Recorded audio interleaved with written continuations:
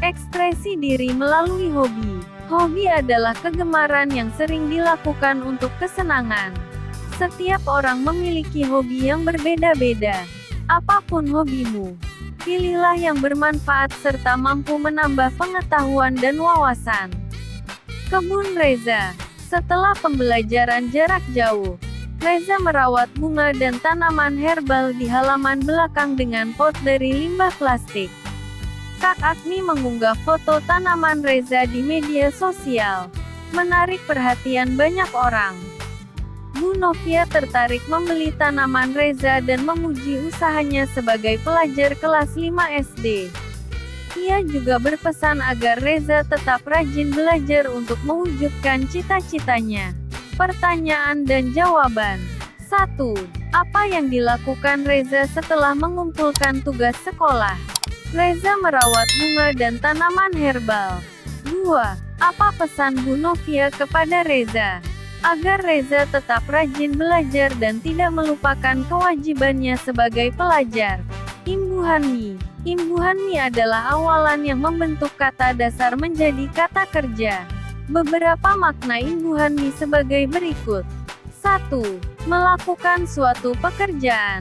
Contoh, membaca, melukis, menggambar, memasak, menulis. 2. Membentuk atau menjadikan sesuatu.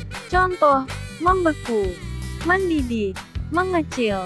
3. Mengerjakan sesuatu dengan alat. Contoh, menggunting, mencangkul, memblender.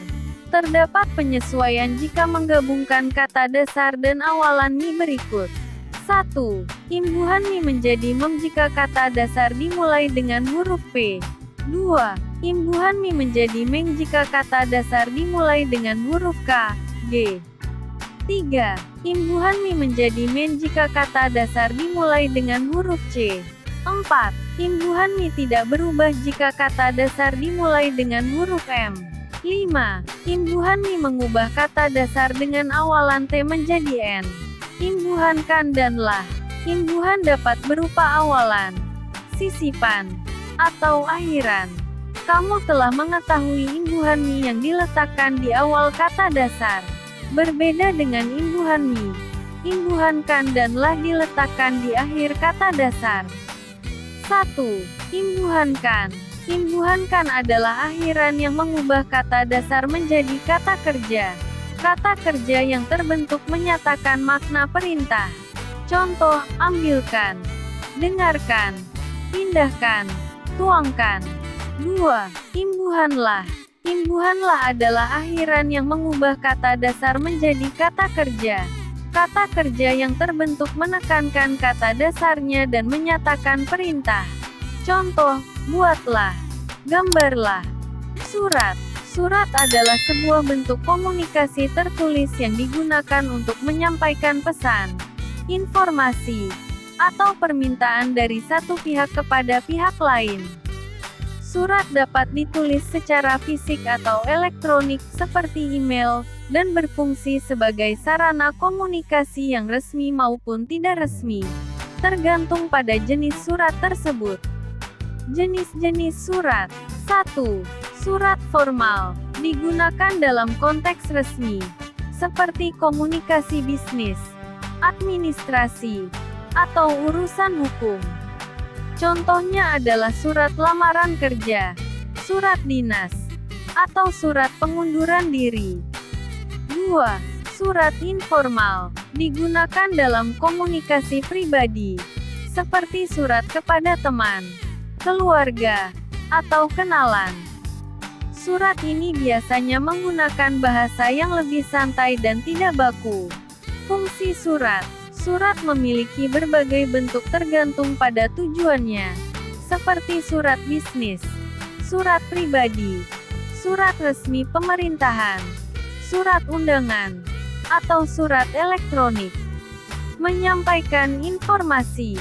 Surat digunakan untuk menyampaikan informasi kepada penerima, baik itu kabar, pemberitahuan, atau instruksi.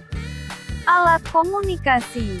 Surat menjadi media komunikasi tertulis antara pengirim dan penerima, terutama jika komunikasi langsung tidak memungkinkan.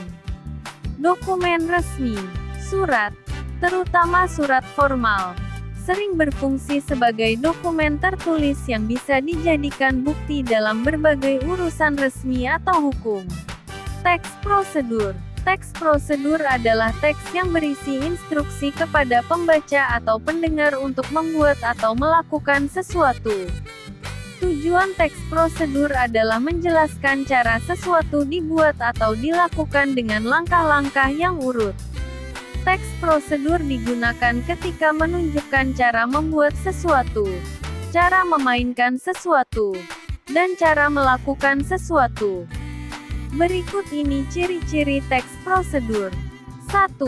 Berisi rangkaian instruksi, langkah-langkah, atau petunjuk. 2. Terdapat alat dan bahan yang diperlukan. 3. Menggunakan kata kerja aktif dan kalimat perintah yang singkat dan jelas. Struktur teks prosedur. 1.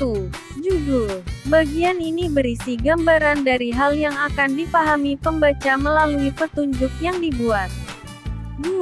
Alat dan bahan. Bagian ini berisi alat dan bahan yang dibutuhkan untuk melakukan atau membuat sesuatu. Pastikan alat dan bahan ditulis secara rinci.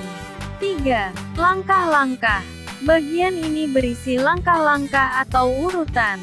Biasanya bagian ini menggunakan kata kerja di awal kalimat. 4. Penutup atau kesimpulan. Bagian ini berisi tips atau trik yang akan mempermudah penyelesaian dalam melakukan atau membuat sesuatu. Berikut adalah contoh teks prosedur. Cara membuat teh manis hangat. Alat dan bahan yang dibutuhkan. 1. Teh celup atau daun teh. 2.